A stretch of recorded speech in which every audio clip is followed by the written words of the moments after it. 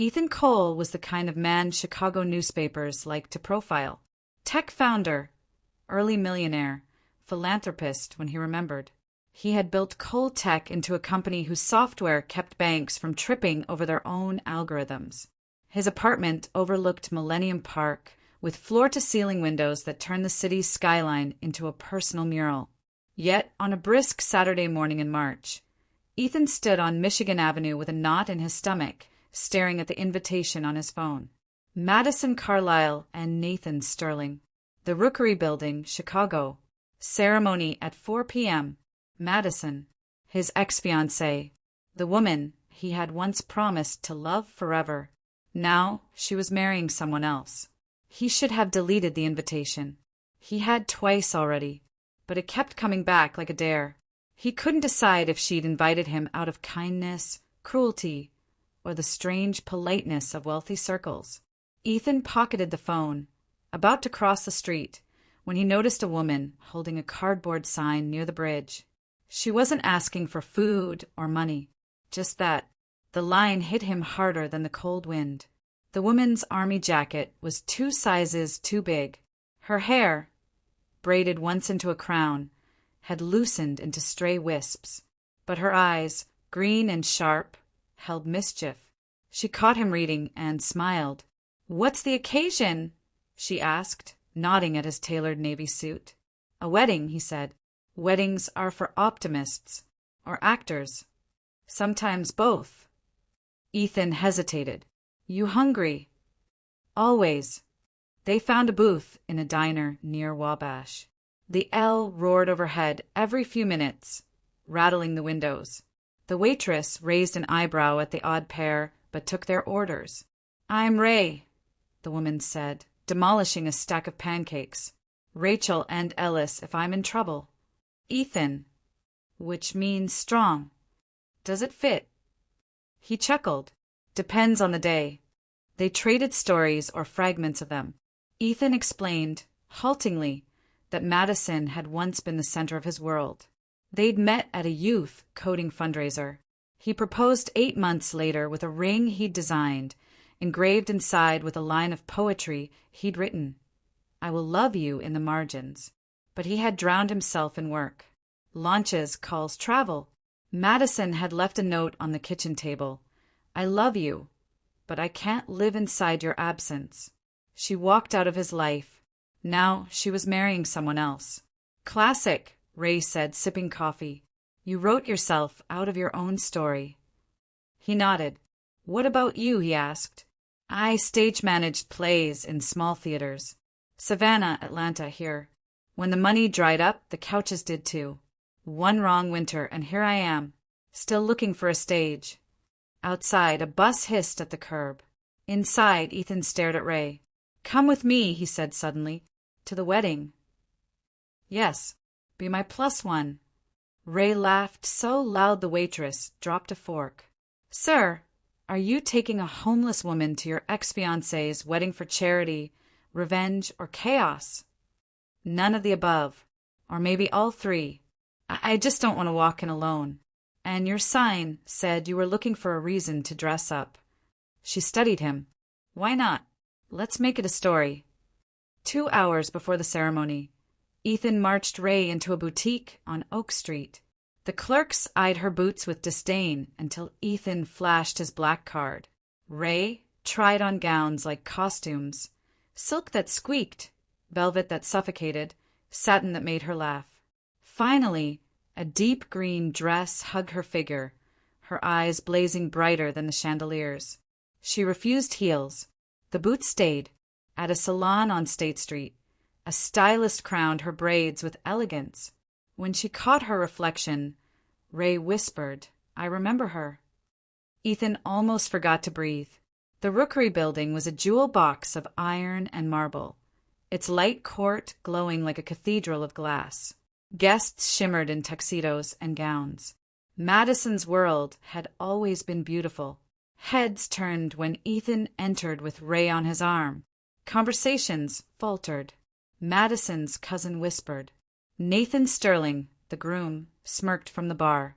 "Cole," Nathan said, shaking Ethan's hand with practiced arrogance. "Didn't think you'd make it. And who's this?" "Ray," she said, extending her hand. +1, minus pretense. Nathan's smile faltered. Ray's eyes glittered with steel. Then Madison appeared. She was radiant in ivory silk, simple and stunning. For a heartbeat, her eyes softened at Ethan. Then she looked at Ray. "I'm so glad you're here," she said warmly. Ray only nodded. The ceremony unfolded with curated perfection. Madison and Nathan exchanged polished vows. Applause filled the hall like rain. During the reception, speeches began. A sister, a father, a best friend. The microphone stood waiting. Guests glanced at Ethan, expecting him to rise. Before he could, Ray stood. Ethan's stomach dropped. Ray walked to the microphone with calm that hushed the room. "Good evening. I'm Ray. I wasn't invited in the traditional sense, but weddings belong to cities. Every street bends toward them. I was holding a sign on Michigan Avenue this morning. It said, 'Looking for a reason to dress up.' Someone gave me that reason." The room stilled. "Before this," she continued, "I was a stage manager in theaters. We made magic from basements. Then winter came and couches disappeared. I learned you can be invisible even in a city made of glass. I tell you this because weddings aren't just about two people. They're about community. They're about how love changes the math." She paused, reached into her pocket, and pulled out a thin silver ring.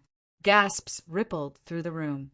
"I bought this in a pawn shop last winter for $12. The inscription inside says, 'I will love you in the margins.' I thought it was beautiful. I didn't know whose story it was. Now I do." Ethan's chest tightened. That was his ring. "I learned today that this ring belonged to the groom's bride once," Ray said gently, turning toward Madison. "She pawned it in a moment of need. I'm not here to shame. I'm here to return a story to its owners." She held the ring out. The room gasped again. Madison's face went pale. Tears welled. "I didn't pawn it to hurt you," Madison whispered to Ethan. "My mother's medication wasn't covered. The hospital needed money. I meant to tell you, but the words got heavier every day." Ethan's throat ached. For years he'd thought her leaving was abandonment. Now he saw the sacrifice. Nathan shifted uncomfortably. "This is inappropriate." Madison turned to him, her voice clear. "No, this is truth." Madison looked at the guests, then at Nathan. "If marriage is built on appearances and edits, it will collapse. I need a marriage that survives hospital bills and pawn slips. I asked if you could give that, Nathan. You offered a number, not a vow." Nathan's face flushed. "This isn't the time." "It's exactly the time," she said, setting down the microphone. "Because if it's later, it's never." The room erupted in whispers. Madison slipped off the stage and pressed the ring into Ethan's hand. "Use this to do something good," she whispered. "Not for me. For the city." By Monday, Chicago was buzzing. The Tribune ran the headline, "Pawned Ring Turns Wedding into Revolution." Ethan called his board and stunned them by pledging $5 million to launch the Margins Fund, named after the ring's inscription. Ray became its first program director. Her desk wasn't in a downtown tower. It was in a shelter on Wilson Avenue, beside a humming fridge and a corkboard of names. "What do we start with?" Ethan asked her. "Storage vouchers," Ray said. "Transit cards. Paid overnight staff. Boilers that don't break in February." "Done." Reporters asked Ray what she wanted from Chicago. She said, "Boring miracles. Doors that lock. Showers that don't scald. People who know each other's names." The clip went viral. Donations poured in. Months later, the shelter's boiler stayed on all winter. A family kept their storage unit long enough to move into an apartment without losing their belongings. A woman at the shelter whispered to Ray, "This is the first time I feel seen in years." At a press conference, Ethan turned to Ray. "You shocked them once. You'll shock them again. Keep going. She smiled. Chaos is a team sport. Summer painted Chicago in long sunsets. Ray and Ethan stood on the Michigan Avenue Bridge where they'd first met. The river shimmered like old coins, but the city felt new. You ever regret bringing me? Ray asked. Not once, Ethan said. She looked east, where lights flickered on in the towers, floor by floor like a piano being played backward. The margins, she said. The heart of the page, he replied. Same place. And together, they walked toward the city they were rewriting, not with vows, but with sentences sturdy enough to hold strangers. 3 months after Madison's aborted wedding, Ethan found himself in a ballroom at the Palmer House Hilton, standing in front of donors, city officials, and community leaders. Originally, the event had been scheduled as a gala for Sterling Capital, Nathan's family firm, but the board had quietly backed out when the scandal grew too loud. Instead, the Margins Fund had taken over the reservation, repurposing the space into something radically different. No chandeliers dimmed for dramatic effect, no string quartet. Instead, the screens along the walls displayed photos of real people. Mothers holding children outside shelters, teenagers working part-time jobs, an elderly man sitting by a repaired radiator. Ray had insisted that faces matter more than spreadsheets. When Ethan approached the microphone, he felt an unusual tremor in his chest. He was used to speaking to investors, to analysts, to board members who measured him by quarterly results. Tonight felt heavier. I once thought money solved problems in abstract terms, he began. I used to measure success in percentages, valuations, and press coverage. But I've learned that money doesn't matter if someone has no safe place to sleep, or if a mother has to choose between medicine and rent. The Margins Fund is not charity, it's an investment in survival. And survival is the starting point of every other story. Applause rose, raw and real. Ray stepped forward next, not in a gown but in her boots and a plain black dress. She spoke of the night Ethan had invited her to the wedding, and how that ridiculous invitation became a hinge for everything that followed. We don't need another glass tower in this city, she concluded. We need roofs that don't leak. Tonight, we're asking you not for generosity, but for solidarity. By the end of the evening, the fund had tripled its initial commitments. Madison Carlisle had disappeared from society pages after the wedding. For weeks, journalists speculated about her whereabouts. But when spring came, she resurfaced, not as Nathan Sterling's wife, but as co-founder of the Margins Kitchen, a community space in Pilsen. The idea had grown from conversations she'd had with Ray after the wedding, a kitchen staffed by women who had spent their lives cooking for families, churches, and community events. For too long, their skills had been invisible. Madison wanted to make them visible and profitable. Opening day smelled like cornbread and cilantro. The walls were painted with murals of hands holding bowls, of children passing bread, of a city skyline rising from steam. Madison's mother sat at the front desk with a clipboard, greeting customers with the brisk efficiency of a retired librarian. Ray moved through the kitchen with the energy of a stage manager, making sure every plate left with dignity. Ethan was there too, awkwardly tying on an apron and washing dishes, trying not to ruin his suit. The menu was unlike anything in the city. Fried chicken seasoned with recipes passed down in notebooks, Senegalese peanut stew, tamales wrapped with stories, peach cobbler baked from memory. Customers lined up around the block, not just for food, but for what the kitchen represented. Survival turned into art. Reporters inevitably asked Madison if she regretted the broken wedding. She smiled and shook her head. I regret nothing that brought me here. Sometimes love ends, but it leaves behind structures you can still build with. Ethan and Ray shocked me into truth that day. This kitchen is one of those truths. By the end of the first month, the Margins Kitchen wasn't just breaking even. It was overflowing with people hungry for more than food. The pond ring had lived many lives. It had been a promise, a sacrifice, and a secret. When Ray returned it at the wedding, Ethan had slipped it into his pocket, uncertain what to do with it. Months later, he decided it deserved a home beyond memory. One quiet morning, he and Ray walked into the Art Institute of Chicago, the ring in a small velvet box. They met with the curator of decorative arts, a woman who specialized in objects that carried personal histories. "This is not about gold or diamonds," Ethan explained. "It's about what people put into objects when they have nothing else. It's about what happens when love and survival collide." The curator examined the inscription with reverence. "I will love you in the margins." She agreed to display it in an upcoming exhibit titled Objects That Remember. When the ring was finally placed in a glass case with Ray and Madison both present, it shocked them again, not because of its value, but because of the crowd that gathered to read its story.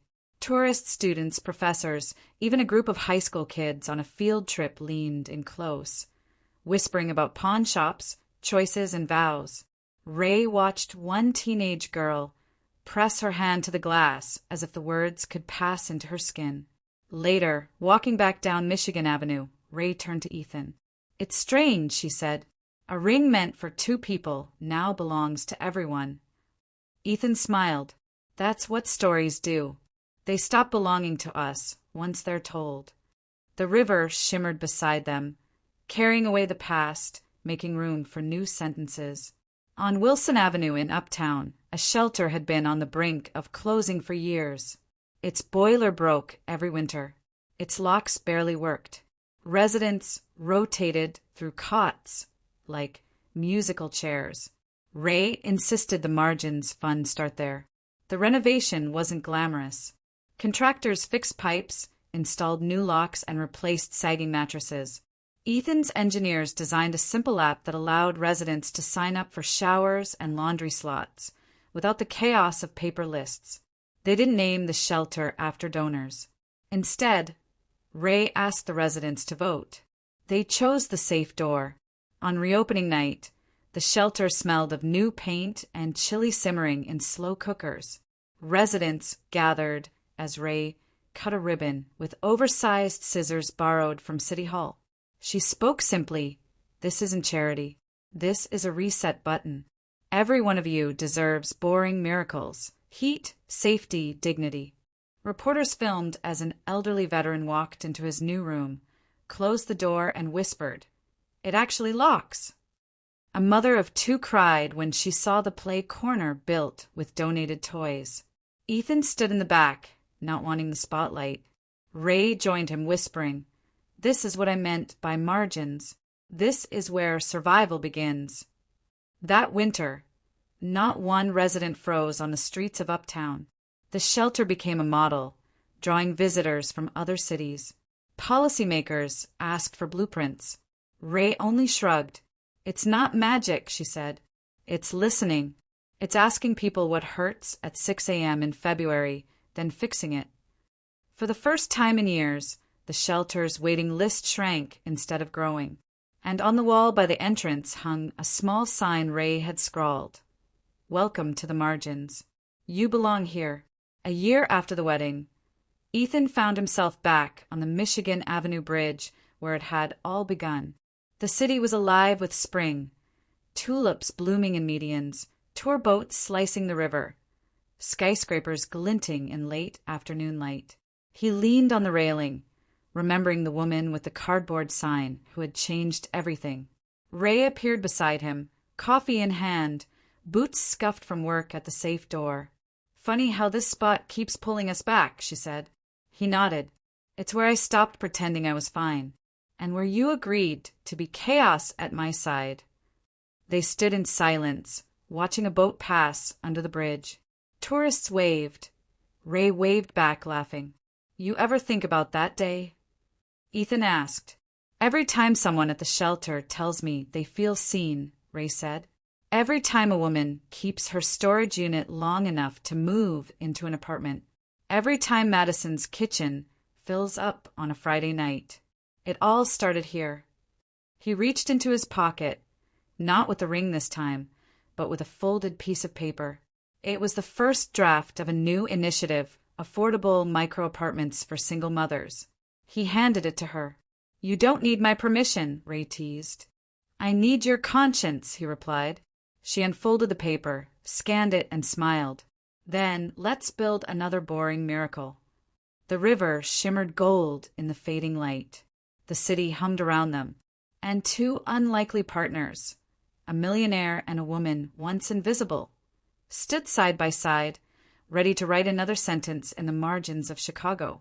Thanks for watching.